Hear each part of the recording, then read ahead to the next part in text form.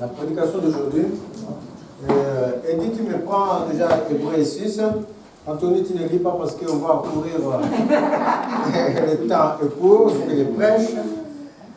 La prédication d'aujourd'hui, on va voir la foi, la persévérance et... Voilà. La foi, la persévérance et le surnaturel de la foi. Amen. Amen. Dans le livre qu'Anthony allait lire tout à l'heure, c'était Hébreux 6. Je t'avais donné 6 combien, Anthony? 9 à 12. Il est écrit, ceci. Je vais tout lire après, il lira après. Hébreux 6, 9 à 12, il est écrit, ceci. Quoique nous parlions ainsi, puisque l'apôtre Paul exhortait aux gens par rapport au péché, de ne pas revenir en arrière. Maintenant, il va les encourager. Quoique nous parlons ainsi, bien-aimés, nous attendons pour ce qui vous concerne des choses meilleures et favorables au salut. Car Dieu n'est pas injuste pour oublier votre travail et l'amour que vous avez montré pour son nom, ayant rendu et rendant encore des services aux saints. C'est-à-dire, ça parle de la fidélité de Dieu, qui n'oublie pas de rendre service à ses saints. Dans le livre de Luc 18, versets 1 à 8, vous verrez, ça parle de cette femme. C'est une parabole. Jésus souvent utilisait les paraboles pour enseigner ses disciples, pour leur faire comprendre des choses. Et même il est écrit, dans cette parabole, en Luc 18, il est écrit exactement ceci pour que vous compreniez mieux la chose. Je vais aller très vite, hein, donc il faut bien prêter l'oreille. Il est écrit comme ça en Luc 18, Jésus, même déjà le titre, des paraboles sur la prière. Récompense de la persévérance.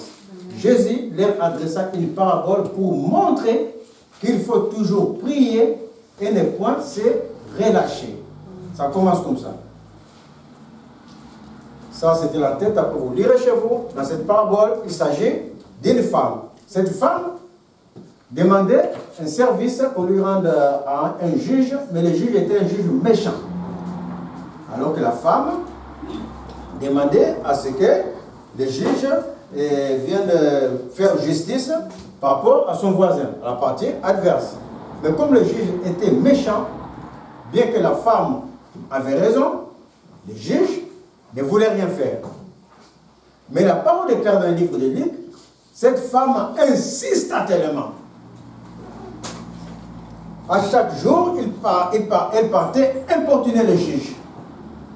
Elle a tellement importuné le juge plusieurs fois, elle a persévéré, bien que le juge l'a renvoyé, il était vraiment méchant de la parole. Il ne voulait rien comprendre. Et quand même, vous voyez la femme, celle encore, elle partait, mais la dame insistait jusqu'au jour où le juge dit, ah, il prononça, il dit, ceci, pendant longtemps, il refusa. Mais ensuite, il dit en lui-même, quoique je ne craigne point Dieu, puisqu'il était méchant, et que je n'ai d'égard pour personne, néanmoins, parce que cette veuve m'importune, je lui ferai justice, afin qu'elle ne vienne pas sans cesse me casser la tête. Après, afin qu'il arrête de m'embêter. Donc je vais quand même lui faire grâce. Et Jésus continua, le Seigneur ajouta, entendez ce que dit le juge inique. Et Dieu ne fera-t-il pas justice à ses élus qui crient à lui jour et nuit, et tardera-t-il à leur égard? Et il ajouta, je vous l'ai dit, il leur fera promptement justice. Mais quand le Fils de l'homme viendra, trouvera-t-il de la foi sur la terre? Jésus dit, si le juge méchant, à force de l'importuner, il finit de lâcher prise pour ne plus qu'on l'embête. À plus forte raison, notre Dieu, lui, il ne se fatigue pas. Il ne se lasse pas de nos demandes. N'exaucera-t-il pas ses enfants? Mais quand il va nous exaucer, trouvera-t-il de la foi sur la terre? D'où va travailler la foi, la persévérance et le surnaturel. surnaturel de la foi, c'est trois choses différentes. Aujourd'hui, les chrétiens, on peut être dans la maison de Dieu. Et hier encore, j'étais avec mes filles, j'ai parlé de chorale. Il y a une petite réflexion qui est tombée. Ah, mais quand je prie, les choses deviennent encore difficiles. Ça décourage. Les enfants de Dieu souvent rentrent dans le découragement. Alors qu'ils ont la foi. Est-ce que vous n'avez pas la foi? Oui. Ah, nous avons tous la foi en Dieu. Mais quand quelquefois les choses, tu vois que ça marche de façon anormale à nos yeux, mais normal pour Dieu parce qu'il sait où il nous amène, quelquefois on peut se fatiguer. Mais Jésus a exhorté les apôtres à demeurer dans la prière. Exhortation à la prière du livre de Luc. Ce n'est pas la persévérance. À la prière d'abord. Les bénédictions de Dieu, comme dit le livre de Hébreux 6, parce qu'on a dit, Hébreux 6, je vais basculer dans verset 16 à 25. Il est écrit que ne pouvant jurer par lui-même, oui, il faut le lire. Or, les hommes jurent à plus grand que le serment est une garantie qui met fin à... Les hommes, voici que nous, les hommes, nous jurons par celui qui est plus grand que nous. Pour jurer, au nom de ma mère, au nom de mon père, parce qu'il est plus grand que toi. Mais il ne faut pas jurer. C'est interdit dans la Bible. Est-ce que vous le savez? Parce que quand tu jures, il fait du ciel son trône et la terre son marchepied. Donc ne jurez pas. Mais quand on jurait, quand on était dans le monde, on dit je jure par mon père, je jure par ma mère. L'homme jure toujours pas plus grand que lui. Et puis, c'est pourquoi Dieu, voulant montrer plus clairement encore aux héritiers de la promesse le caractère irrévocable de sa décision. Voici le Seigneur avait donné des promesses depuis notre père Abraham. Maintenant, il faut qu'il montre l'évidence de ces promesses pour ne pas qu'on soit dans les découragements. Quand nous prions, nous voyons que les choses marchent à contrario. Au lieu de nous décourager, Dieu va nous remplir aujourd'hui pour que nous sachions comment marcher, comment être dans la foi, dans la persévérance et dans la foi du surnaturel.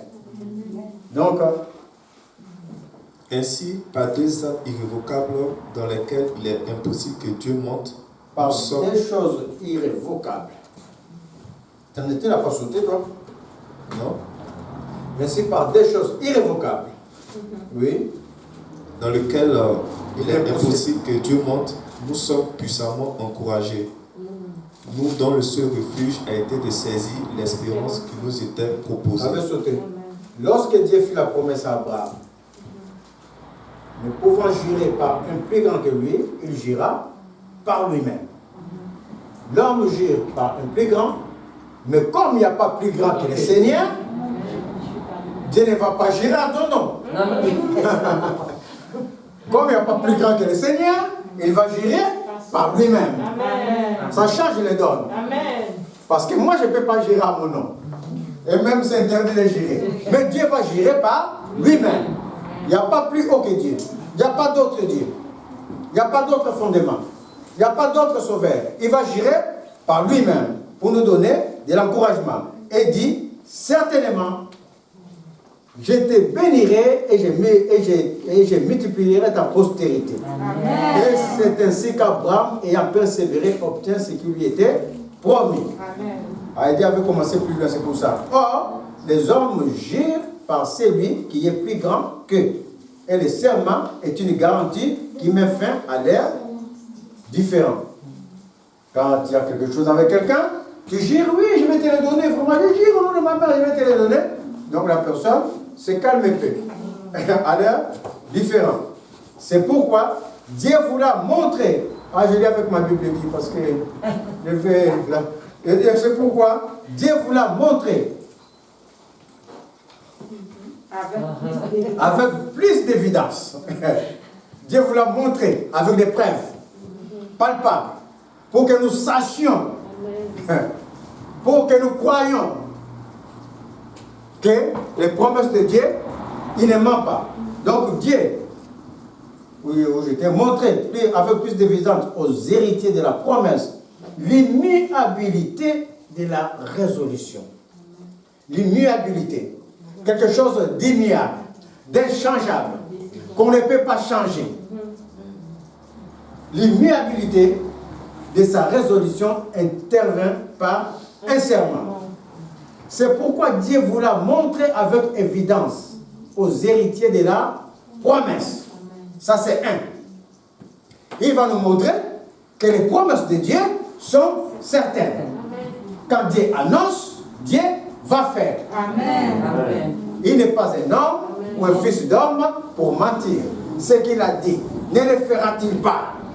Parce qu'il est Dieu. Ça, c'est un. L'immuabilité de la et la résolution, c'est-à-dire la résolution, ce qu'il a décidé, lui. Ce que le Seigneur a décidé. La résolution qu'il a prise pour notre vie, le Seigneur va le faire. Donc, pour nous rassurer, il va intervenir par un serment, afin que par des choses immuables, ces deux choses immuables, c'est la promesse et la résolution.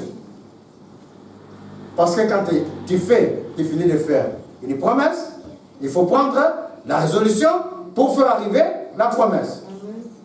Et Dieu dit, il intervient par un serment dans lequel il est impossible que Dieu mente. Mes chers amis, ce n'est pas comme un homme. Il est impossible que Dieu mente, que nous trouvions un puissant encouragement, nous dont le seul refrain a été de saisir l'espérance qui nous était proposée. Il est impossible que Dieu mente. Ce n'est pas comme un homme. Oh, ça me rappelle ma jeunesse. Vous les jeunes filles qui n'êtes pas mariées, faites attention aux hommes. Priez que Dieu vous envoie des hommes selon le cœur de Dieu. Amen. Selon le cœur de Dieu. En vérité. Là, quand le Seigneur m'a tiré, je n'étais pas encore avec ma femme parce que c'était mes débuts dans ce pays. J'étais dans toute ma jeunesse. Mes chers amis, j'ai fait pleurer les filles par des promesses. Il y a des filles dans la rue de Croix-Baranon, là, je leur ai promis Croix-Baranon en gazon cher, de leur acheter des chaussures, et ils n'achetaient pas, et quand on a un rendez-vous, il vient, et il monte sur mon dos, on se bagarre dans la rue.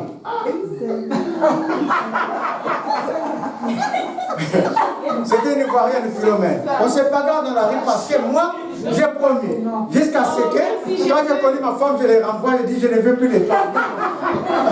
Alléluia. Les hommes, les filles prient pour que Dieu vous envoie des hommes selon le cœur de Dieu. Un homme n'est jamais correct. Et même dans la maison de Dieu, on commence à voir des hommes qui ne sont pas corrects. Donc, priez pour que Dieu envoie vraiment un homme qu'il aime. Ça, c'est une parenthèse. Dieu, il est fidèle. Quand Dieu promet, le Seigneur, il ne ment pas. Que dit le livre, le nombre 23, 19? Qui a 23, 19? Qui a le livre, le 23, 19? Dieu n'est pas un homme ou un fils d'homme pour mentir. Ce qu'il a dit, ne le fera-t-il pas? Ce qu'il a promis, ne l'exécutera-t-il pas? Les promesses de Dieu et les décrets de Dieu dans notre vie sont certaines. Elles sont certaines, ça ne peut pas faillir. Il ne ment pas, il n'est pas un homme. Il va nous donner de l'encouragement pour que nous sachions la foi que nous avons en Dieu, la persévérance et le surnaturel de la foi. Voici, je vais prendre l'exemple d'Abraham. Abraham croyait en Dieu. On arrive dans Romains 4. Je ne vais pas dire tout Romains 4.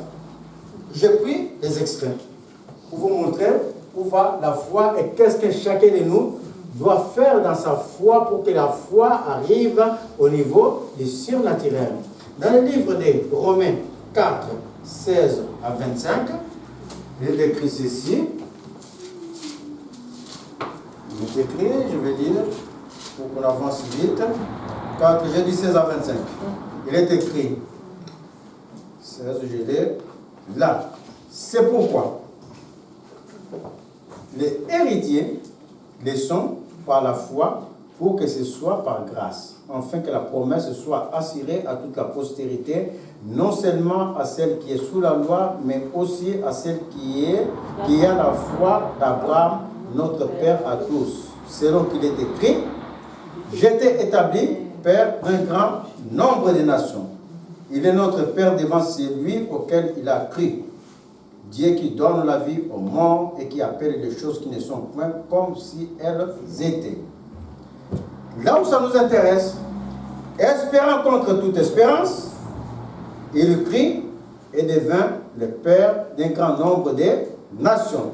Selon qu'il est écrit, et selon ce qui lui avait été dit, telle sera ta postérité, ta descendance. Voici Abraham a eu la promesse. Quand Abraham a eu la promesse, vous connaissez la vie d'Abraham, il croyait en Dieu. Quand Dieu l'a appelé, on est dans Genèse 12, Abraham, quitte ton père, quitte ta nation, suis-moi. Abraham n'a pas discuté, n'a pas cherché à gauche, à droite, il a suivi le Seigneur. Il croit au Dieu qui l'a appelé. Il a suivi sans rien demander. Ça, c'est la foi. Tout simplement la foi.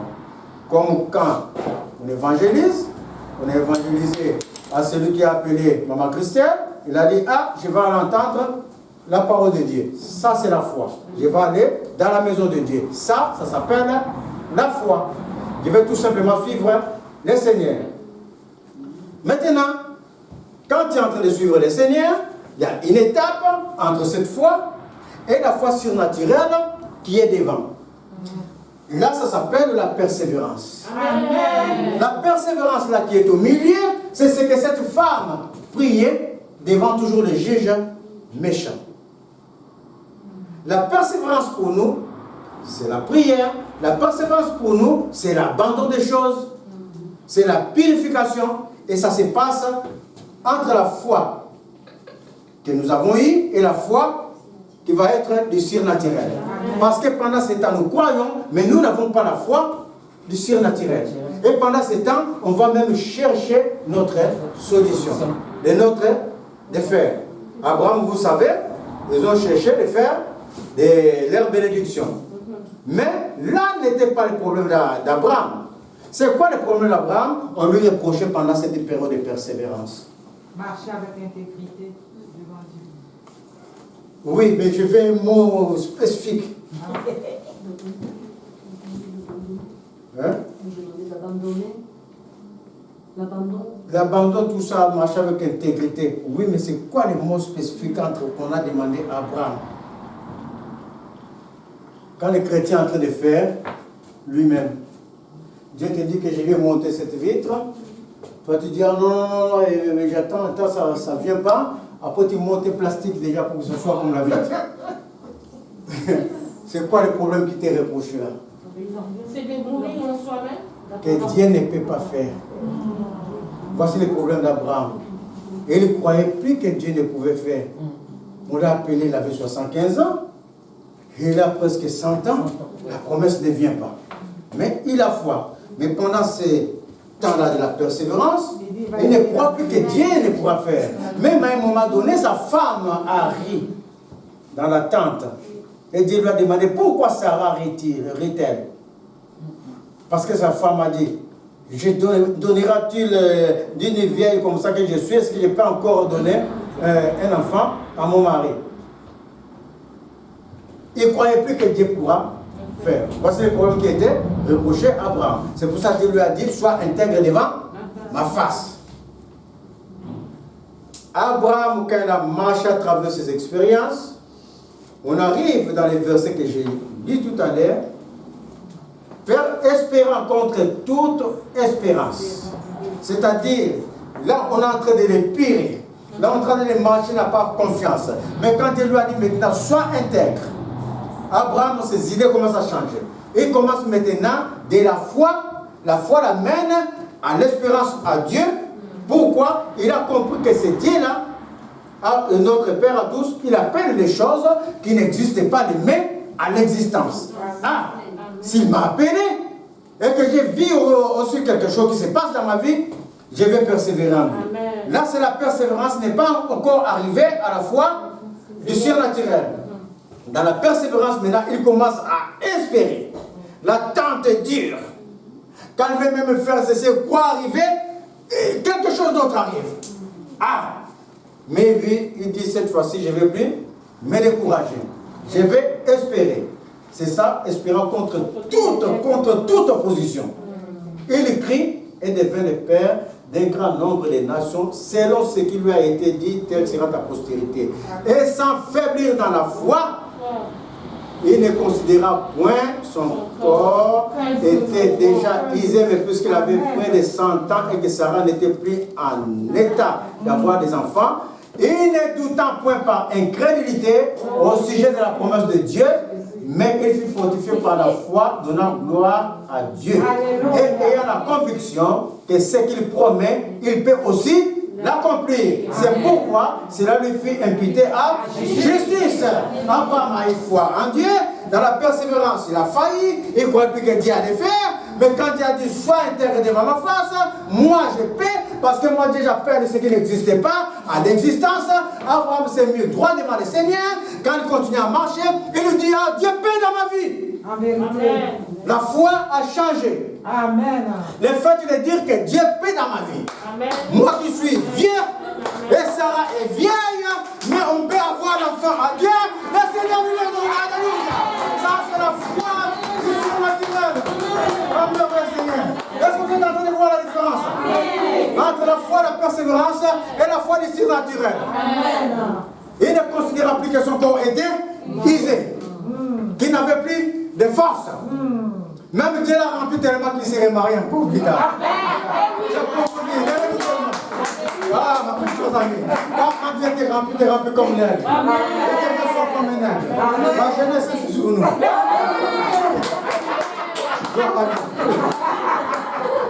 Et Abraham rentra dans la foi du surnaturel. Il croit maintenant que mon corps est renouvelé. Oh, je le crois, mes chers amis. Il y a trop de marcher comme ça.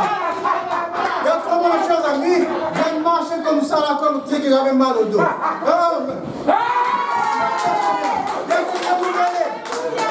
Et la force t'élève.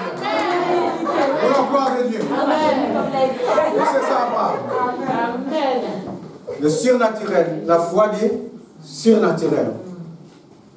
À la foi du surnaturel, il y a quelque chose. Cette foi est tellement... Parce qu'on dit on croit en Dieu, mais il faut croire à la foi du surnaturel, que Dieu peut faire. Aujourd'hui, quand je finis de faire ma prédication, je m'en veux comme ça, dormir un peu. À 6h50 comme ça, là, je suis un peu fatigué, je vais dormir un peu. 30 minutes. Parce que c'est des heures que souvent le Seigneur me parle. Je vais dormir un peu. Et qui je vois mon petit Giant. Il est avec moi. Voici un de l'autre qui court là. Et il y a un chien là-bas, gros chien bien noir, qui a ses petits lâchures. Et les petits n'arrivent pas à traverser parce qu'il a peur du chien. Et moi je vais me dire, ah viens, on va traverser. Je les prends la main, on traverse.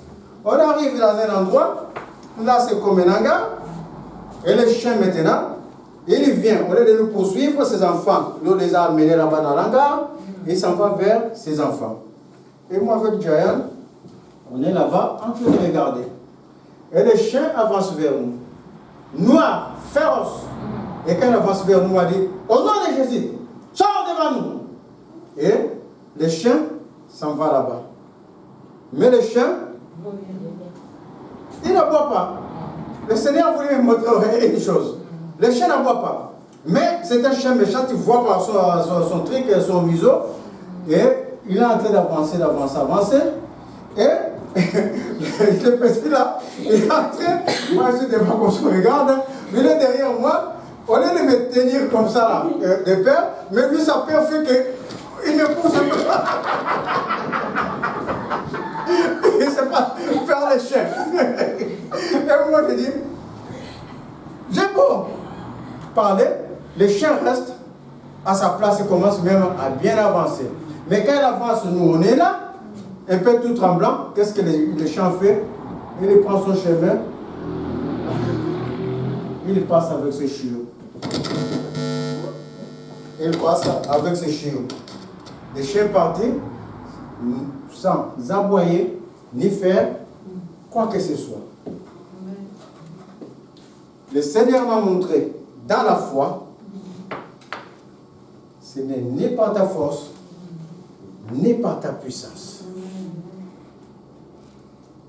Ni par ta force, ni par ta puissance. Il a montré que dans l'œuvre de la foi, dans la persévérance que tu as en moi, il y a un autre aspect de la foi.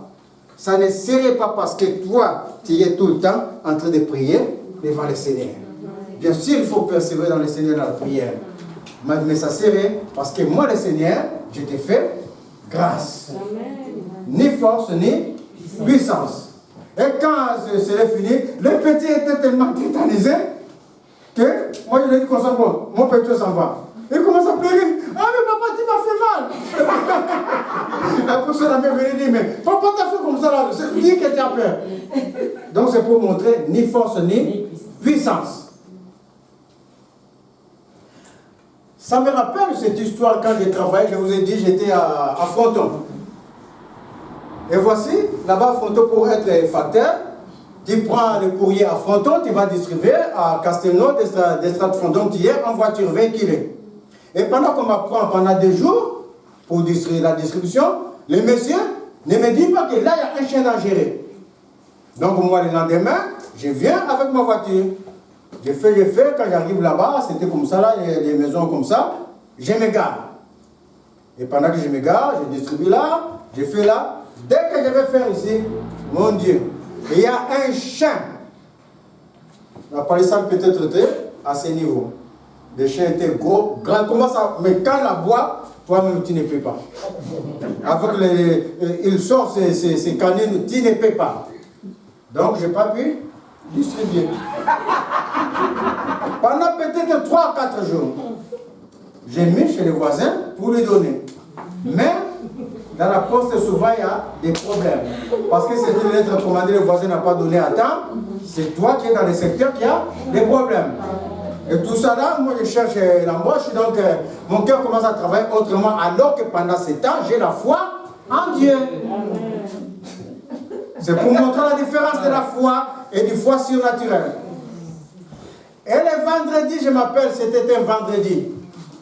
J'ai décidé ce vendredi-là. J'ai dit aujourd'hui, là, les chiens là, ah, ça ne peut pas. Ça ne peut pas, je commence à prier d'abord moi-même à la maison. Et quand je viens au chantier là, j'ai garé la voiture ici, les chiens commencent à aboyer. J'ai été vers les chiens, j'ai dit, tais-toi. Mes chers amis, on dirait qu'on lui a lancé un marteau, tu vois les chiens, et s'en va là-bas, s'enfuit devant sa maison. Et depuis ce jour, dès que le chien m'aboie, il n'aboie plus, il est là-bas, je distribue tranquille. Est-ce que vous voyez la différence de la foi et de la foi qui manifeste le surnaturel? La foi qui croit au surnaturel. Parce que j'ai cru à un moment que Dieu peut faire taire ce chien, et le chien se tue. Est-ce que vous voyez la différence? Merveilleux Seigneur. Mais quelques jours plus tard, je perds encore la foi. Peut-être en l'espace d'une semaine. Et je m'en vais dans un autre quartier. C'est vraiment un petit chien, un petit chiot. Un petit, mais c'est un chien. C'est pas un chiot, c'est un chien, mais petit, plus petit que celui-là. Et à ce moment-là. Ah, merveilleux Seigneur. Voici le chien. Il est là avec le truc, et moi, je n'ai plus la même conviction quand je commande. Maintenant, je commande, mais sans conviction. En même temps, les choses sautent sur moi. J'étais à Pulpan en train de faire les examens, et en train pour voir si je fais les examens. Parce qu'à ce moment-là, j'ai perdu cette audace qui faisait que tu rentres dans la foi surnaturelle. On peut les perdre. Ce n'est pas automatique. Ça devient systématique quand tu es, par exemple, homme de Dieu. Le Seigneur sait que j'ai pris souvent pour les gens. Et souvent, je l'ai dit, ma foi même n'agit pas.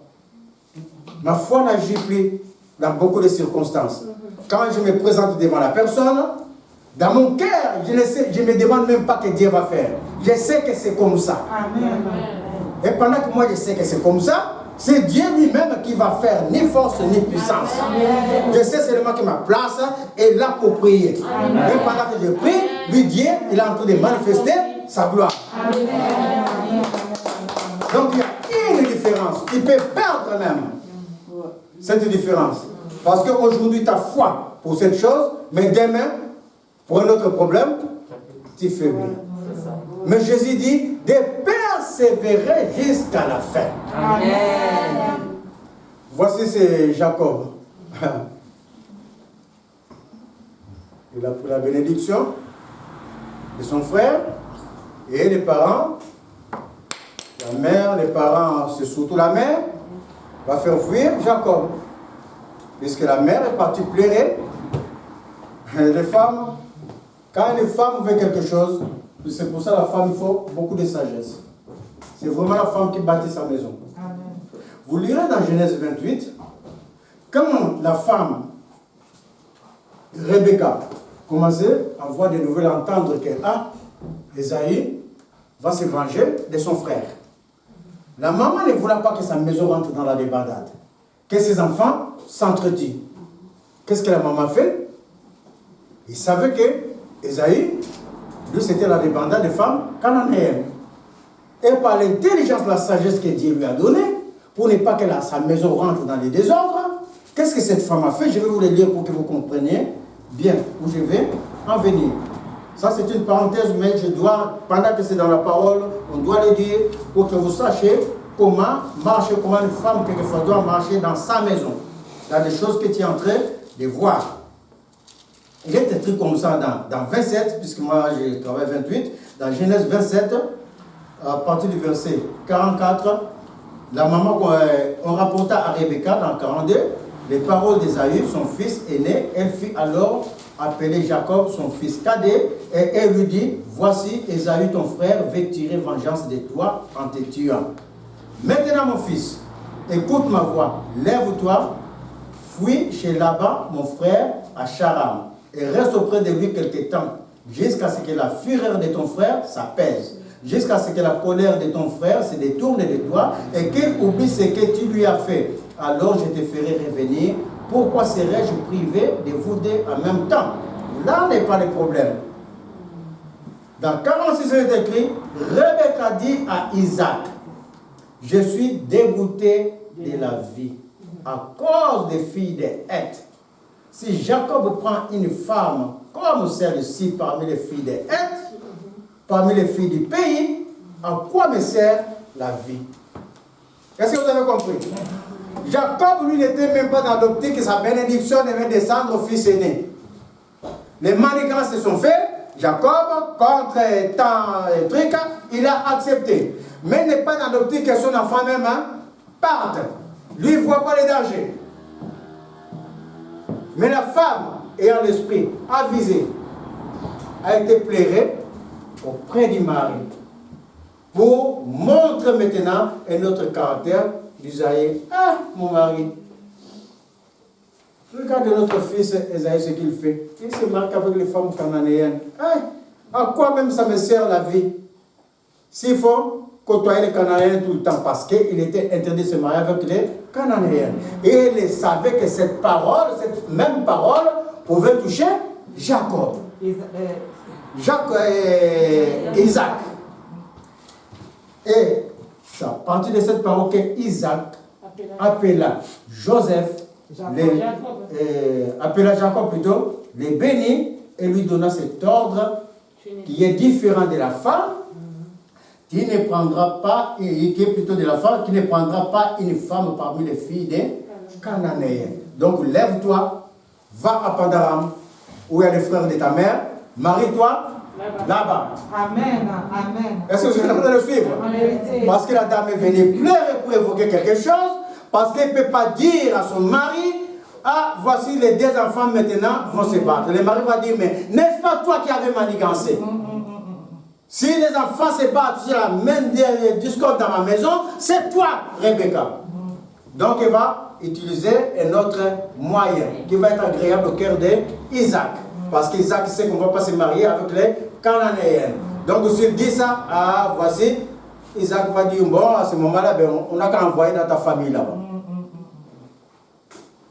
Et c'est ça que la femme fit, et Isaac envoya Jacob dans la famille de la mère. Quand Jacob est parti là-bas, l'affaire n'est pas finie. C'est ça qui a suivi la vie de Jacob, c'est ça qui a fortifié sa foi. Quand Jacob, en partant, voici, il y a une échelle.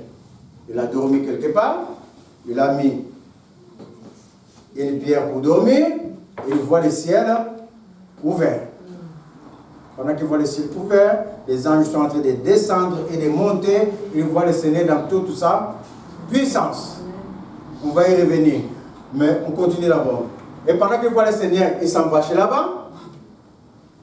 La situation était difficile alors que quand il avait vu cette échelle, Dieu lui avait promis, il lui avait récité la bénédiction qu'il avait dit à Abraham. Il a dit que toute la bénédiction que j'ai citée, à Abraham, ton grand-père, à Isaac, ton père, cette bénédiction va te revenir.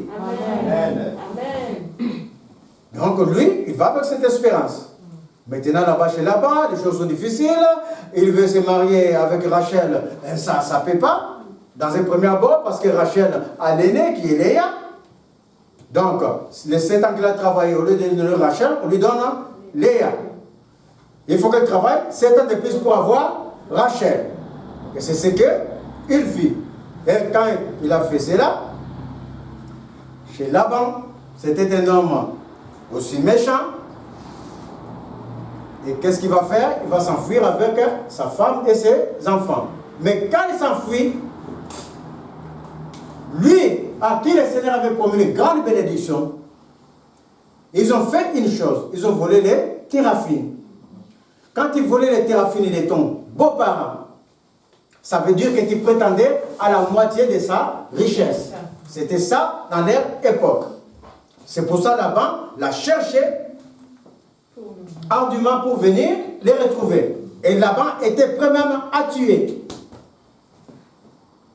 C'est Rachel qui a caché tout entre ses jambes. Et quand le père a contrôlé partout, il a dit, ah, je ne peux pas me lever parce que j'ai ce qui est commun aux femmes. Et le père ne peut pas toucher Rachel parce qu'elle est impure. On l'a laissé, les téraphines étaient là. Mais quand Jacob a marché comme cela, il y a un moment où Jacob va revenir chez lui, puisqu'il est en train de revenir chez lui, il s'est enfui de son beau-père pour prendre sa bénédiction. Il va maintenant, dans sa persévérance, dans sa marche, la persévérance et la marche, Jacob va donner au Seigneur ce que le Seigneur lui a demandé. Abraham, qui lui reprochait de dire que Dieu ne peut pas faire. À Jacob, il va reprocher autre chose. Voici dans sa marche, quand il arrive, avant d'arriver devant son frère, il va s'isoler de sa famille, et pendant qu'il s'isole, voici un homme vient dans la nuit, il va se battre avec Jacob. Cet homme-là dit la parole, et même la parole le dit, pas seulement le commentateur, tu t'es battu avec Dieu et tu as vaincu. Il s'est battu toute la nuit avec le Seigneur. C'était la manifestation de Dieu. Toutefois, ce n'est pas le Dieu puissant, c'est l'ange de Dieu, de l'Éternel. Pourquoi l'ange de l'Éternel envoyé auprès des hommes pour les secourir? Parce que tout un chacun de nous, nous sommes gardés par les anges qui nous résistent. Quand Dieu te résiste, c'est celui qui est à côté de toi qui te résiste. Qui peut te secourir, que Dieu envoie pour secourir ses enfants. Il va te résister jusqu'à ce que tu sois couronné devant les yeux de Dieu. Et quand l'ange lui a dit, lâche-moi, Jacob dit, je ne te lâcherai pas jusqu'à ce que tu m'aies béni. Donc Jacob savait que celui avec qui je suis en train de me battre, ce n'est pas un homme ordinaire, c'est une manifestation divine. Parce que qui bénit si ce n'est pas Dieu? Donc c'est battu jusqu'au matin, je ne vais pas te... Oh, dites avec moi ma bénédiction, Seigneur, je ne vais pas te lâcher. Je Je ne vais pas te lâcher, Seigneur. Jusqu'à ce que tu me bénisses. Jusqu'à ce que tu me bénisses. Et c'est ça, Jacob. Il n'a pas lâché. Et quand il n'a pas lâché, et qu'est-ce que l'ange lui dit à la fin? Donc, on est dans Genèse 32. On est donc dans Genèse 32. Pourquoi Moïse? On est dans 32. Ah, je suis dans l'histoire de moi. Voilà. Qu'est-ce que l'ange lui dit? Il a changé le nom de Jacob. Voilà. Il sera appelé Israël. Il dit, on commence en 25. Il dit, laisse-moi aller quand l'aurore s'élève. Et Jacob répondit, je ne te laisserai point aller que tu ne me bénis. Il lui dit, quel est ton nom? Et il lui répondit, mon nom c'est Jacob. Et il dit encore, ton nom ne sera plus Jacob, mais tu seras appelé Israël. Car tu as lutté avec Dieu et avec des hommes, et tu as été vainqueur. Il changea le nom de Jacob, il donna le nom d'Israël, le père de la nation, pour commencer à confirmer la bénédiction. Et comme il a confirmé la bénédiction, Jacob maintenant, ça va changer la mentalité de Jacob. À Abraham, lui a été reproché par le Seigneur de ne pas avoir la confiance totale à Dieu. À Jacob, il ne s'agit pas de ça. Il avait confiance. Mais il avait quelque chose. Parce qu'on va voir à l'issue de cette histoire, qui a commencé depuis son frère, on vient dans le chapitre 35, Dieu dit à Jacob, lève-toi, monte à Bethel et demeure-y. Là, tu dresseras un autel à Dieu qui t'a apparu lorsque tu fouillais Ésaü, ton frère. C'est l'histoire d'Ésaü qui continue. Quand tu fouillais ton frère, tu n'étais pas affamé, mais quand tu es parti, quand tu as fouillé ton frère, Jacob a pris d'autres choses. Parce que dans le pays où il a été fouillé, c'est un pays idolâtre. C'est un pays où on a tiré Abraham. Rebecca, c'est l'enfant du frère d'Abraham, qui était sa maman. Donc, d'où le frère de Rebecca, c'est le neveu, toujours d'Abraham. Donc, tout ça là, c'était la famille, mais de Mésopotamie, loin, où on a été tiré. Rebecca, c'est lorsqu'on va tirer Rachel et Léa pour faire la maison de Dieu. Donc, c'était un pays idolâtre. La preuve, les téraphines, il y a tout et tout. Et Jacob a épousé les mœurs de ces pays-là. Et quand il lui a parlé dans 35 maintenant d'être fixe, d'être intègre, la Bible parle d'un premier réveil qui était déjà dans le livre de Genèse, à partir de Genèse 35. Parce qu'en ce jour, Jacob est venu dans sa maison, il dit ceci, Jacob dit à sa maison et à tous ceux qui étaient avec lui, ôtez les dieux étrangers qui sont au milieu de vous. Purifiez-vous et changez même de vêtements. Nous nous lèverons et nous monterons à Bethel. Là, je dresserai un autel à Dieu qui m'a exaucé dans les jours de ma détresse et qui a été avec moi pendant les voyages que j'ai faits. À Jacob, lui a été reproché l'idolâtrie, les téraphines, prier avec les images, prier avec les statuettes. C'est ça qui a été reproché à Jacob. Il avait foi en Dieu, mais quand il a connu d'autres personnes, Jacob a pris les mœurs de ces gens-là. Ne vous laissez pas influencer par qui que ce soit. Quelles que soient les manifestations que vous allez voir. Satan même, dit la Bible, il peut ressusciter les morts pour faire comme Dieu. Mais pendant que cette personne a prié les morts ressuscités, surveille bien ces paroles. Regarde bien tout autour. Si tu vois qu'il y a les téraphines qui n'ont pas Jésus, ta place n'est pas là-bas avec eux. Ça, c'était le premier réveil, ce qui reprochait, que le Seigneur a reproché à Jacob pour qu'il rentre dans toute la bénédiction, c'était les téraphines. Et quand il a eu la foi qui amène au surnaturel, Jacob a su que ma bénédiction, ce n'est pas par les téraphines, ce n'est pas par les idoles, ce n'est pas les dieux qui m'avaient apparu quand le ciel était ouvert. Alors dites avec moi, le ciel est ouvert. Parce que mes chers amis, la parole déclare. Ça, c'était l'ombre des choses à venir. Le ciel était ouvert parce que c'était l'ombre des choses à venir. Oh, nous connaissons. Dites avec moi que nous connaissons. Nous connaissons notre avenir. Parce que c'est lui qui est venu nous sauver, mes chers amis. La parole déclare dans le livre de Matthieu, quand Jésus était crucifié. Oh, mes chers amis, quand il a rendu l'esprit, qu'est-ce qui s'est passé? Les drapeaux se déchira. Les drapeaux du temple, mes chers amis, se déchira. Mais ça ne se déchira pas au du milieu, d'en bas ou d'en bas vers le haut. Ça se déchira des hauts vers les bas. Ça veut dire que Dieu est descendu. Dieu est descendu, mes chers amis. Dites avec moi, Dieu est descendu. Le ciel est ouvert. Les bénédictions sont descendues. Le ciel est ouvert. Je rentre dans ma gloire aujourd'hui. Je rentre dans ma gloire aujourd'hui. Si le ciel est descendu, ça veut dire que le ciel naturel est avec moi. Proclamez le ciel naturel. Proclamez le Seigneur dans votre vie. Proclamez la grâce excellente qui vient de Dieu. Et le ciel est ouvert. Le ciel est ouvert. Le drapeau est brisé de haut en bas. Dieu est descendu à l'homme. Dieu est descendu à l'homme. Le surnaturel est venu nous rejoindre. Le surnaturel est venu nous rejoindre. Rentre dans le surnaturel de Dieu. Rentre dans le surnaturel de Dieu. Que votre foi soit une foi du surnaturel. Rentre dans le surnaturel. Ne restez pas dans la foi morte. Ne restez pas dans une foi morte. Rentrez dans le surnaturel. Rentrez dans le surnaturel de Dieu. Rentrez dans le surnaturel. C'est la fin de votre vie. Prononcez le surnaturel. Prononcez. Si tu es malade, amène la guérison. Si tu cherches la grâce, amène la grâce. Amène la grâce. Amène la grâce. Amène la vie. Amène la grâce. Amène la vie. Amène la vie. Amène la vie. Amène la vie. Amène la vie. Prononcez. Amenez la vie. Amenez la grâce. Amenez la vie. Amenez la grâce. Amenez la grâce. Les drapeaux étaient déchirés de haut en bas. Le Seigneur est descendu. Le Seigneur est descendu jusqu'à nous. Amenez la grâce dans votre vie. Amenez la grâce par la foi du surnaturel.